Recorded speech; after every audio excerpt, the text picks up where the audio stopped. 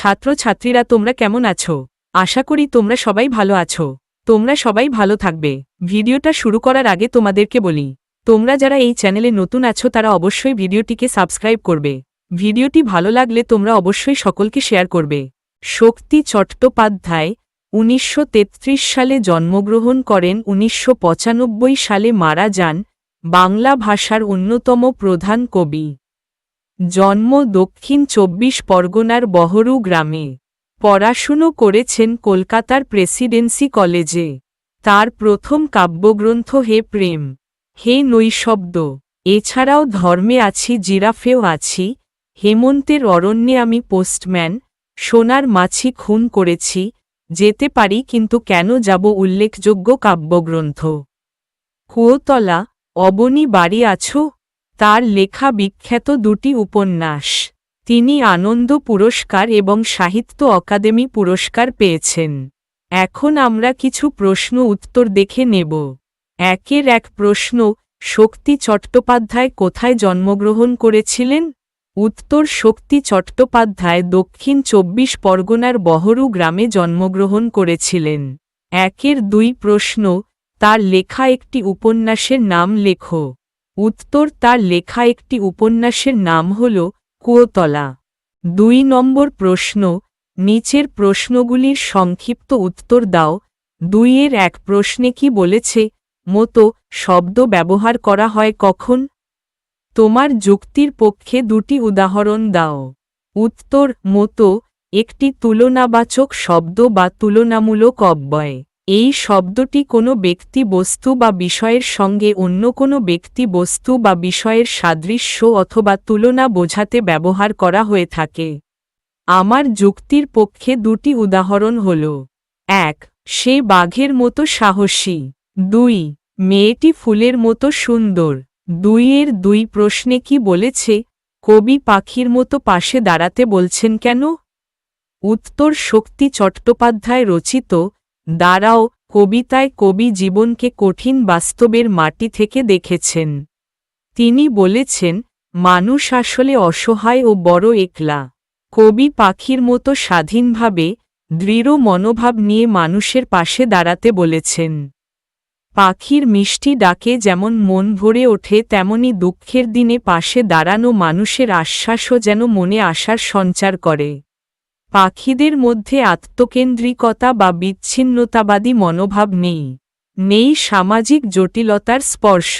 কবি চেয়েছেন মানুষ তার অন্তরের সহজাত মানবিকতায় অসহায় পীড়িত মানুষের পাশে এসে দাঁড়াক। ২-এর ৩ প্রশ্নে কি বলেছে? মানুষই ফাঁদ পাতছে। কবি এ কথা কেন বলেছেন? মানুষ শব্দের সঙ্গে ই ধ্বনি যোগ করেছেন কেন? তোমার কি মনে হয়? উত্তর, শক্তি চট্টোপাধ্যায় রচিত দাঁড়াও কবিতায় সমাজ সচেতন কবি শক্তি চট্টোপাধ্যায় সমাজের স্বার্থপর লোভী মানুষের প্রতি ক্ষুব্ধ হয়ে উঠেছেন। মানুষের সীমাহীন আকাঙ্ক্ষা ও লোভ তার মানসিকতার পরিবর্তন ঘটিয়েছে। সমাজের মানুষ মনুষ্যত্ববোধ যেন হারিয়ে যেতে বসেছে। জন্তুদের শিকার করার জন্য যেমন ফাঁদ ব্যবহার করা হয়, তেমনি একে অপরকে আক্রমণ করার জন্য, ঠকাবার জন্য মানুষ যেন জাল পেতে আছে। তাই কবি এখানে বলেছেন, মানুষই ফাঁদ পাতছে। মানুষই ফাঁদ পাতছে অংশে মানুষের প্রতি মানুষের বর্বরতার কথা জোর দিয়ে বোঝাতেই কবি ই ধ্বনিটি যোগ করেছেন। মানুষের মধ্যে দয়া, মায়া, ভদ্রতা, শিষ্টাচার, পারস্পরিক সাহায্য, সহানুভূতি ইত্যাদির প্রকাশ লক্ষ্য করা যায়। আবার এই মানুষই মানুষকে ঠকায়, শোষণ করে, খুন করে। মানুষ শব্দের সঙ্গে ই ধ্বনি যোগ করে মানুষকেই দায়ী করতে চেয়েছেন কবি। ২-এর ৪ প্রশ্নে কি বলেছে? তোমার মতো মনে পড়ছে। এই পংক্তির অন্তর্নিহিত অর্থ কী? উত্তর, শক্তি চট্টোপাধ্যায় রচিত দাঁড়াও কবিতায় আলোচ্য পংক্তিটির মাধ্যমে কবি মানুষের অসহায়তার কথাটিকে প্রকাশ করতে চেয়েছেন। অবক্ষয়ী সমাজে মানুষ বড় একলা হয়ে পড়েছে।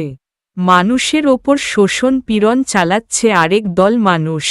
সামাজিক বিকৃতি ও ব্যভিচার যেন মানুষকে গ্রাস করে ফেলেছে। মানুষ ক্রমশ বিচ্ছিন্নতাবাদী ও আত্মকেন্দ্রিক হয়ে পড়ছে। অথচ এই মানুষেরই মধ্যেই আছে বহু সদ্গুণের সমাবেশ। মানুষের মধ্যে যে সমস্ত সদ্গুণগুলি আছে, সেই গুণগুলিরই বহিঃপ্রকাশ কামনা করছেন কবি। সেই মানবিক মানুষের কথাই কবির মনে পড়ছে। 2-5 প্রশ্নে কি বলেছে, এসে দাঁড়াও, ভেসে দাঁড়াও এবং ভালোবেসে দাঁড়াও, এই পংক্তিটির বিশেষত্ব কোথায়? এই ধরনের 2টি বাক্য তুমি তৈরি করো। উত্তর শক্তি চট্টোপাধ্যায় রচিত দাঁড়াও কবিতার এসে দাঁড়াও, ভেসে দাঁড়াও এবং ভালোবেসে দাঁড়াও পংক্তিটির বিশেষত্ব হল, এখানে একই শব্দ দাঁড়াও বারবার ব্যবহারের মাধ্যমে ধ্বনিগত সৌন্দর্য, অনুপ্রাস বা পুনরুক্তি সৃষ্টি হয়েছে। এর ফলে শব্দটির উপর বিশেষ জোর পড়েছে এবং মানুষের পাশে দাঁড়ানোর গুরুত্ব স্পষ্ট হয়েছে। কবি বোঝাতে চেয়েছেন, যেভাবেই হোক, ভালোবাসা নিয়ে মানুষের পাশে দাঁড়ানোই মানবিক কর্তব্য। এই ধরনের 2টি বাক্য, ক এগিয়ে চলো, লড়ে চলো এবং জিতে চলো, খ শিখে নাও, বুঝে নাও এবং কাজে লাগাও। 3 নম্বর প্রশ্ন, মানুষ বড় কাঁদছে, কী কারণে কবি এই কথা বলেছেন? উত্তর শক্তি চট্টোপাধ্যায় মানুষ বড় কাঁদছে বলেছেন, কারণ সমাজে চারদিকে অশান্তি, হিংসা, স্বার্থপরতা ও বিচ্ছিন্নতা বেড়ে গেছে। যুদ্ধ, উগ্র মানসিকতা এবং মানুষের ওপর মানুষের অত্যাচারের ফলে মানুষ অসহায় ও একাকী হয়ে পড়েছে। এই কঠিন বাস্তবতা দেখে কবি মর্মাহত হয়েছেন। তাই তিনি বোঝাতে চেয়েছেন যে, দুঃখ কষ্টে জর্জরিত সমগ্র মানবজাতি যেন অসহায়ভাবে কাঁদছে। 4 নম্বর প্রশ্নে কি বলেছে, মানুষ বড় একলা, তুমি তাহার পাশে এসে দাঁড়াও, এই পংক্তিটিকে 3 বার ব্যবহার করার কারণ কি হতে পারে বলে তোমার মনে হয়? উত্তর শক্তি চট্টোপাধ্যায় তার দাঁড়াও কবিতায় মানুষ বড় একলা, তুমি তাহার পাশে এসে দাঁড়াও পংক্তিটি 3 বার ব্যবহার করেছেন মানুষের একাকিত্বের গভীরতা বোঝাতে এবং তার গুরুত্বকে জোরালোভাবে তুলে ধরতে। সমাজে হিংসা, স্বার্থপরতা ও প্রতারণার কারণে মানুষ ক্রমশ একা হয়ে পড়ছে এবং কাউকে বিশ্বাস করতে পারছে না। প্রিয়জনের অভাব ও জীবনের জটিলতায় সে আরও নিঃসঙ্গ হয়ে যাচ্ছে। তাই কবি বারবার এই পংক্তিটি ব্যবহার করে বোঝাতে চেয়েছেন, এই একাকী মানুষের পাশে দাঁড়ানোই আমাদের প্রধান মানবিক কর্তব্য। 5 নম্বর প্রশ্নে কি বলেছে, কবিতাটির নাম দাঁড়াও কতটা সার্থক? কবিতাটির নাম মানুষ বড় কাঁদছে হতে পারে কি তোমার উত্তরের ক্ষেত্রে যুক্তি দাও। উত্তর শক্তি চট্টোপাধ্যায়ের কবিতার নাম দাঁড়াও অত্যন্ত সার্থক ও তাৎপর্যপূর্ণ। কারণ এই কবিতার মূল বক্তব্য হল, মানুষের দুঃখ, কষ্ট ও একাকিত্বের সময়ে অন্য মানুষের পাশে দাঁড়ানোই প্রকৃত মানবিকতা। কবি দেখিয়েছেন যে, সমাজে স্বার্থপরতা, হিংসা ও প্রতারণার কারণে মানুষ ক্রমশ একা হয়ে পড়ছে এবং অসহায়ভাবে কাঁদছে। তাই তিনি বারবার পাশে দাঁড়াও বলে মানুষের প্রতি সহমর্মিতা ও ভালোবাসার আহ্বান জানিয়েছেন।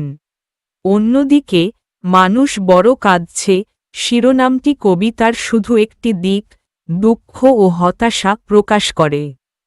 এতে কবির মূল উদ্দেশ্য, অর্থাৎ আশার বার্তা ও মানবিক কর্তব্যের দিকটি সম্পূর্ণভাবে ফুটে ওঠে না। কিন্তু দাঁড়াও নামটি কবিতার মূল ভাব, আহ্বান ও মানবতার শিক্ষা স্পষ্টভাবে প্রকাশ করে। তাই এই নামটি অধিক উপযুক্ত ও যথার্থ। 6 নম্বর প্রশ্নে কি বলেছে, কবি কাকে মানুষের পাশে দাঁড়াতে অনুরোধ করছেন বলে তোমার মনে হয়? উত্তর শক্তি চট্টোপাধ্যায়ের দাঁড়াও কবিতায় কবি সেই মানুষের প্রতি আহ্বান জানিয়েছেন, যার হৃদয় অন্যের দুঃখে কাঁদে এবং অন্যের সুখে সুখী হয়।